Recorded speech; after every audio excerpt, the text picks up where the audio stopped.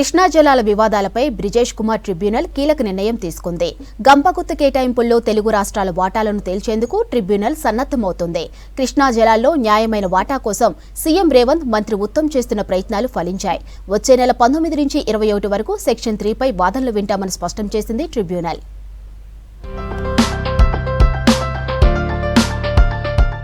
కృష్ణా జలాల వివాదాలపై ఏర్పాటు చేసిన బ్రిజేష్ కుమార్ ట్రిబ్యునల్లో తెలంగాణ పంతం నెక్కింది. CM Revanth Reddy, irrigation minister Uttam Kumar Reddy, నీటిపారుదల శాఖ అధికారుల కృషి ఫలించింది. తెలంగాణ విజ్ఞప్తితో తొలుత గంపగుత్తు కేటాయింపుల్లో తెలుగు రాష్ట్రాల వాటాలను తేలుస్తామని బ్రిజేష్ కుమార్ ట్రిబ్యునల్ చెప్పింది. ఇందుకు సంబంధించిన అంతర్రాష్ట్ర నదీ జలాల వివాదాల చట్టంలోని సెక్షన్ 3 పైనే తొలుత వాదనలు వింటామని ట్రిబ్యునల్ తేల్చి చెప్పింది. దీనిపై ట్రిబ్యునల్ ఆర్డర్స్ ఇష్యూ చేసింది. ఏపీ విభజన చట్టంలోని సెక్షన్ 89 ప్రకారం ప్రాజెక్టుల వారి కేటాయింపులను తొలుత తేల్చాలన్న ఏపీ వాదనను ట్రిబ్యునల్ కొట్టేసింది.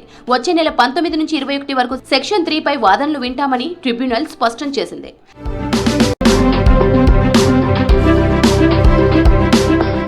తెలుగు రాష్ట్రాలకు బచావత్ ట్రిబ్యునల్ కేటాయించిన గంపగుత్త కేటాయింపుల్లో 2 రాష్ట్రాల వాటాలు తేల్చడమే ప్రాధాన్య అంశమని ట్రిబ్యునల్ తెలిపింది. దానికే ఎక్కువ ఇంపార్టెన్స్ ఉందని, 2 రాష్ట్రాల వాటాలు తేలాకే ప్రాజెక్టుల వారి కేటాయింపులపైన దృష్టి పెట్టనున్నట్లు ట్రిబ్యునల్ స్పష్టం చేసింది. సెక్షన్ 89, సెక్షన్ 3లోని పలు అంశాలు ఒకేలా ఉన్నాయన్న ట్రిబ్యునల్ తొలుత సెక్షన్ 3కి సంబంధించిన అంశాలను విచారిస్తే సెక్షన్ 89లోని అంశాల ప్రస్తావన రానుంది. అలాంటి సందర్భంలో సెక్షన్ 89కి సంబంధించిన డాక్యుమెంట్లను ఆధారంగా ప్రవేశపెడితే పరిగణలో తీసుకునేందుకు ఛాన్స్ ఉంటుందని ట్రిబ్యునల్ పేర్కొంది. 2 అంశాలను ఒకేసారి విచారిస్తే లేనిపోని సమస్యలు వస్తాయని ట్రిబ్యునల్ తేల్చింది. 2 అంశాలను కలిపి విచారించి ఆర్డర్స్ జారీ చేస్తే పలు అంశాలపై స్పష్టత ఉండే అవకాశం లేదని తెలుస్తోంది.